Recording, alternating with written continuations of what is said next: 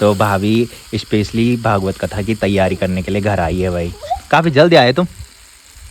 याद आती है मेरी कि ट्यूशन पढ़ाया था लभी चाचा ने। मारने की आदत। बुड्ढी से काफी दिन बाद मेरी मुलाकात हो रही है भाई।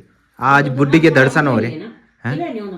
17 तारीख को कलश यात्रा है और 23 तारीख तक भागवत कथा होगी। हम इसको हमेशा पूछते हैं कि तेरे बाल कौन काटता है। आज पता लगा कि ये हेमराज भाई के पास बाल कटवाता है भाई। बाकी भागवत कथा को हमारी गढ़वाली भाषा में सप्ताह बोला जाता है भाई। और सप्ताह जो होती है वो 7 दिन की होती है। तो ये वाली लोकेशन हमने चूज करी है रील्स बनाने के लिए। भाभी लोगों ने यहाँ पे मिट्टी बिछाई है भाई और भट्टी की पुताई भी कर ली है भाई। और ऊपर से चद्दर से भट्टी को ढक रखा है क्योंकि आजकल लगातार बारिश हो रही है।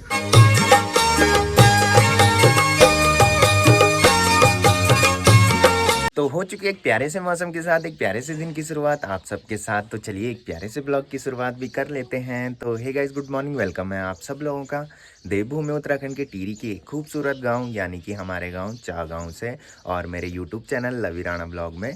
तो सुबह के लगभग 8 बज चुके हैं और मेरी तैयारी हो चुकी है ड्यूटी जाने की। बाकी मौसम की बात करें तो मस्ती धूप लगी हुई है और धूप लगने के बाद हमारे गाँव के साथ साथ चारों तरफ के जो नज़ारे हैं वो काफ़ी गजब के दिखाई दे रहे हैं। तो आजकल मौसम का कोई भी भरोसा नहीं है भाई।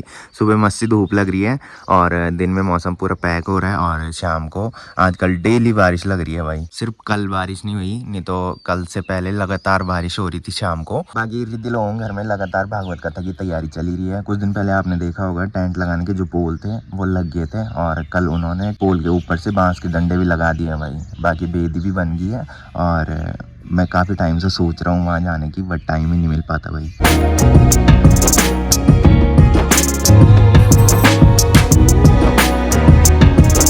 तो चलिए अभी मैं आ चुका हूँ किचन में। बाकी मम्मी ने रोटी तो बना ली है और मम्मी मेरे लिए ऑमलेट बना रही थी भाई।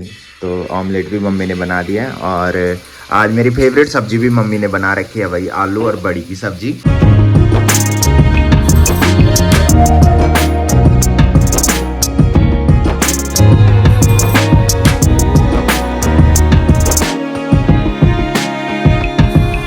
इस दिन के बज रहे हैं 1:30 और अभी हमारा चल रहा है लंच टाइम। बाकी हमारी तैयारी हो रही थी बीपुरम मार्केट जाने की क्योंकि मुझे वहाँ से कुछ ज़रूरी सामान लेना था जो कि मुझे परसों के लिए चाहिए।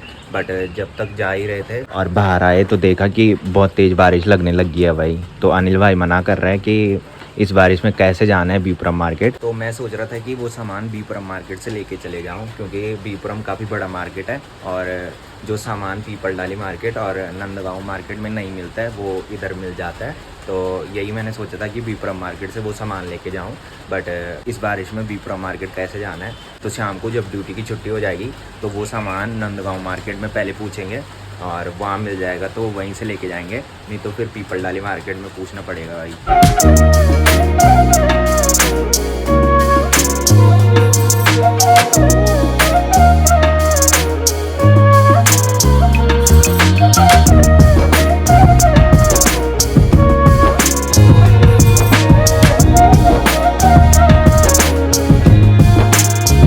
तो गाइस शाम के बज रहे हैं 5:30 और ड्यूटी से निकलने के बाद अभी हम उठड़ मार्केट से थोड़ी आगे रुक रखे हैं रील्स बनाने के लिए। तो ये वाली लोकेशन हमने चूज़ करी है रील्स बनाने के लिए।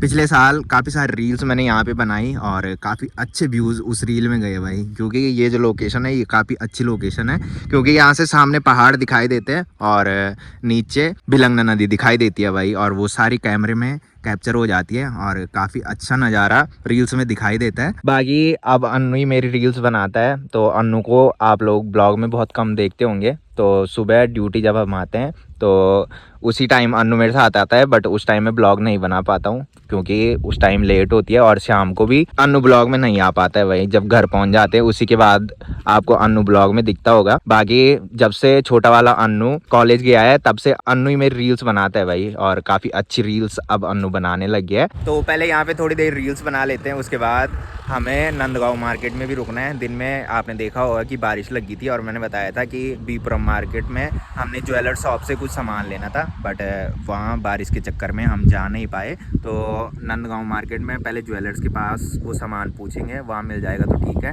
नहीं तो फिर पीपल डाली मार्केट में ज्वेलर शॉप में जाना पड़ेगा और अगर वहाँ मिल जाएगा तो ठीक है, नहीं तो फिर कल सीधा बीपुरम मार्केट से वो सामान लेके आना पड़ेगा भाई। तो दिन में आपने देखा होगा कि भयंकर तेज बारिश हो रही थी, बट इस टाइम देखो भाई मौसम पूरा क्लियर हो चुका है। आसमान में जितने भी बादल दिन में छा रखे थे वो सारे छंट चुके हैं और मस्सी धूप लग चुकी है भाई।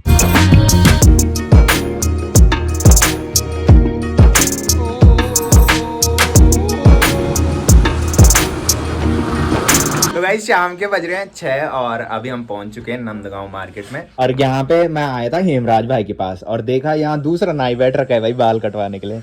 हम इसको हमेशा पूछते हैं कि तेरे बाल कौन काटता है, आज पता लगा कि ये हेमराज भाई के पास बाल कटवाता है भाई। और कहाँ गया नाई? आधे बाल काटे और खुद गायब है।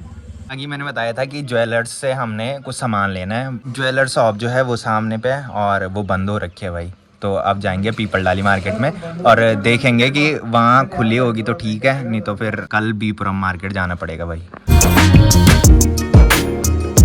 तो गाइस शाम के बज रहे हैं 7 और घर में आने के बाद अभी मैंने चेंज भी कर लिया है। बाकी दिन में जो बारिश हुई उसकी वजह से काफी ठंडी हवा इस टाइम चल रही है और काफी ठंड महसूस हो रही है। बाकी हमारे घर में ये कौन आया है? कहाँ जा रहे हो आप? तो मैं जैसे ही घर में पहुंचता हूँ ये पीछे से बाट लग जाती है भाई। कैसे देखा तूने मेरे को? कैसे देखा? और बैट बॉल खेल रहे हो तुम? बैट बॉल लड़के खेलते हैं, लड़कियां नहीं खेलती।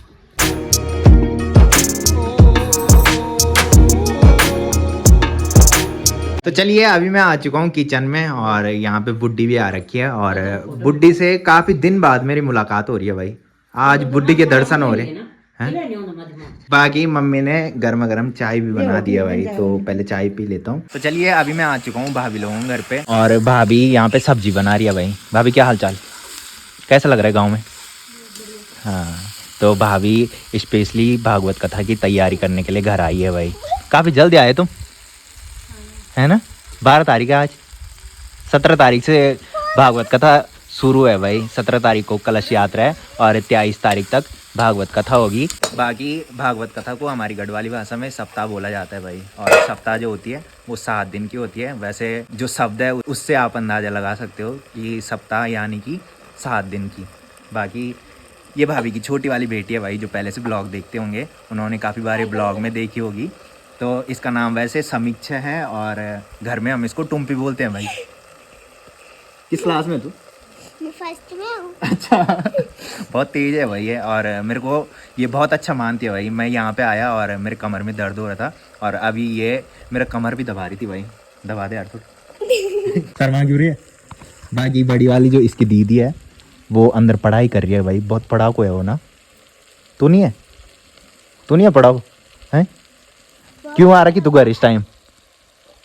छुट्टियां पड़ेगी तेरी? सप्ताह कितनी तारीख से है सप्ताह?